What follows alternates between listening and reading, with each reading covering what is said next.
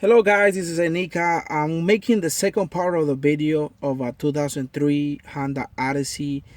I'm replacing the cylinder lock switch, ignition switch assembly. And like I mentioned before in the previous video, I removed the what is called the immobilizer, and most people that have that problem with the immobilizer, you don't have to remove this whole piece right here, which is called the assembly, the ignition switch assembly, unless you have a bad cylinder lock. Okay, this is a problem with the cylinder lock. Whenever you put the key inside here and you can't turn it, no matter what you do, it won't turn.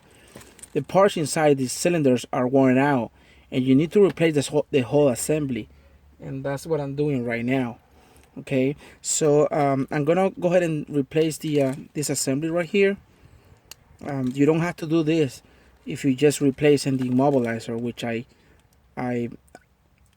mentioned that before in the previous video. Okay, so let me try to get started here.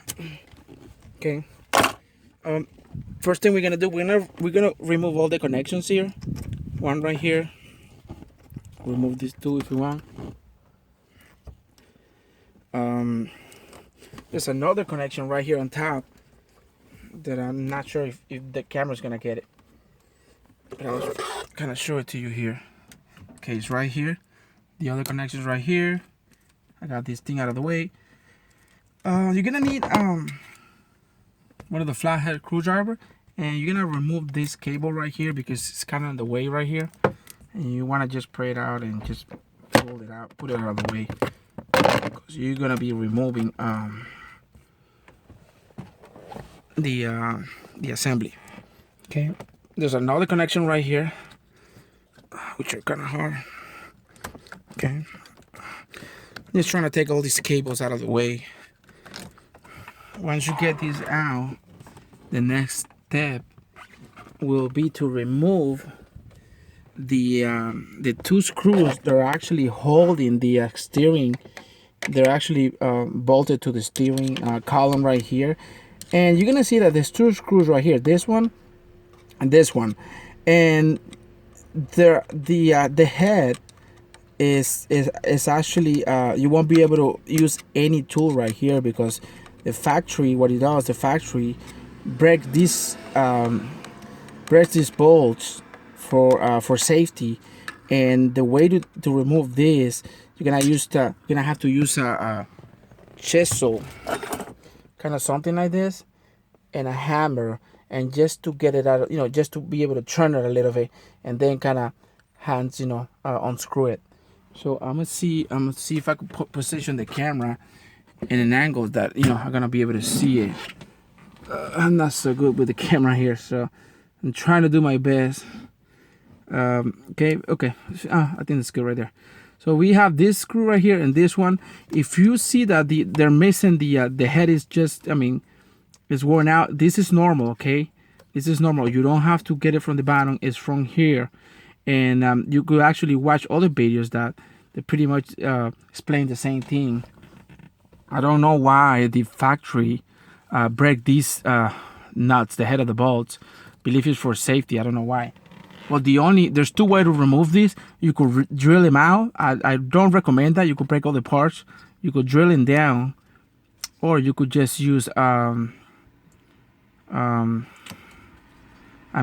a chisel and just kind of hit it, because you only need to turn it a little bit. You don't need to go crazy, Okay, so we're gonna start with this one right here.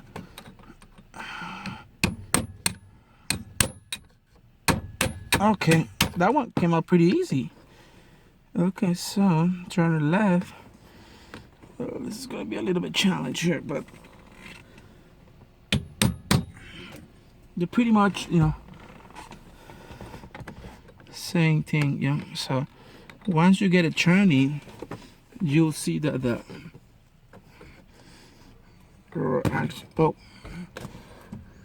I just knocked out the camera right now. Okay, so I believe you could still see here. Okay,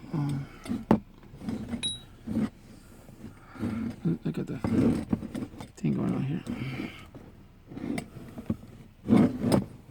Okay, so I'm gonna go ahead and okay, all right. Believe it's secure now. Sorry, but I'm just trying to work everything here. All right, so once you turn it, you hit it a couple times, you're gonna see that it's gonna start turning. Oh wow. Okay, so let's do this. I'm trying to get it from here. I was trying to get an angle here.